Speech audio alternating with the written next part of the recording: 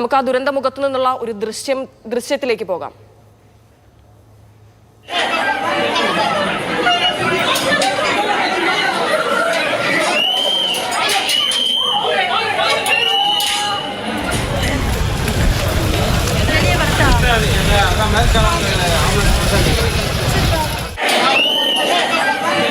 ആ ദൃശ്യങ്ങളാണ് കാണാൻ കഴിഞ്ഞത്.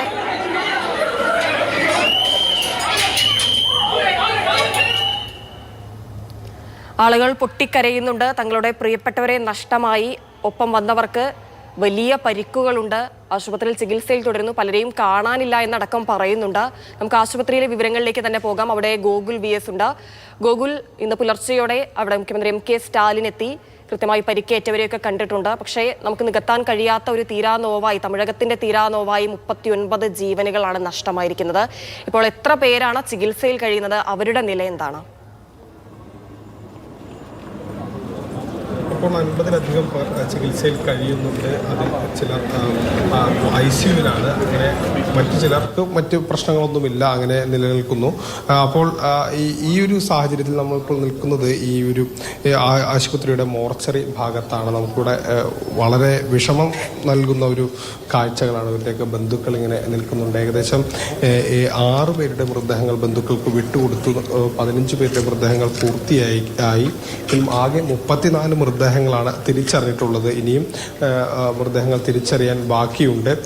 17 പേർ ഈ അപകടത്തിൽ ജീവൻ നഷ്ടമായതിൽ 17 പേർ വനിതകളാണ്. പിന്നീട് ഈ ഭാഗത്തേക്ക്, അതായത് ഈ സ്ഥലത്ത് ദുരന്തം വന്നു ഉടൻ തന്നെ മുഖ്യമന്ത്രി MK സ്റ്റാലിൻ ഇവിടേക്ക് എത്തുന്ന കാഴ്ച നമ്മൾ കണ്ടതാണ്.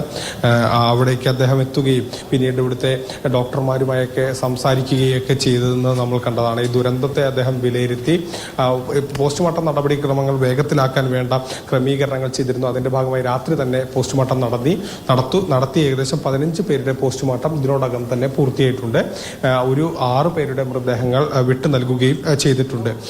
ഇത്തരം ദുരന്തങ്ങൾ നടക്കുമ്പോഴൊക്കെ തന്നെ നമ്മൾ ചിന്തിക്കുന്ന ഒരു കാര്യമാണ് അതിന്റെ പരിഹാര മാർഗങ്ങൾ, അല്ലെങ്കിൽ ഇത് ഒഴിവാക്കാൻ കഴിയുന്ന ഒരു ദുരന്തമാണോ എന്നുള്ളത് എപ്പോഴും ചോദ്യങ്ങൾ വരുന്ന ഒരു കാര്യം തന്നെയാണ്. ഒരുപക്ഷെ പല മാനദണ്ഡങ്ങളും പാലിച്ചിരുന്നെങ്കിൽ, സുരക്ഷാ മാനദണ്ഡങ്ങൾ കൃത്യമായി നോക്കിയിരുന്നെങ്കിൽ ഇത്തരത്തിലൊരു അപകടം ഒഴിവാക്കാമായിരുന്നു തന്നെയാണ് നമുക്ക് മനസ്സിലാക്കാൻ കഴിയുന്നത്. ഈ ഒരു രാഷ്ട്രീയ പാർട്ടിയുടെ സമ്മേളനത്തിൽ ഇത്രയധികം പേർ മരിക്കുന്ന ഒരു സംഭവം ഉണ്ടായിട്ടുണ്ടോ എന്നുള്ളതാണ് മുഖ്യമന്ത്രി ഇവിടെ വന്നപ്പോൾ ചോദിച്ചത്. അതൊരുപക്ഷെ യാഥാർത്ഥ്യമായി ഇത്തരത്തിലൊരു സംഭവം ഇതിനു മുൻപ് ഏതെങ്കിലും ഒരു തരത്തിൽ ഉണ്ടായതായി എവിടെയും നമ്മൾ കേട്ടിട്ടില്ല. 17 പേർ, 4 ആൺകുട്ടികൾക്കും 5 പെൺകുട്ടികൾക്കുമാണ് ഇത് ഇവിടെ ജീവൻ നഷ്ടമായത്. മരിച്ചവരുടെ കുടുംബങ്ങൾക്ക് 10 ലക്ഷം രൂപ വരെ നൽകുമെന്നും അറിയിച്ചിട്ടുണ്ട്. ഇപ്പോൾ ചിലർ ഇവരുടെ ബന്ധുക്കളൊക്കെ തന്നെ ഇവിടെ നിൽക്കുന്നുണ്ട്.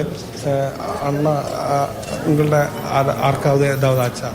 இல்லை சார், நமக்கு பழக்கம் பார்க்க தான் வந்தோம்.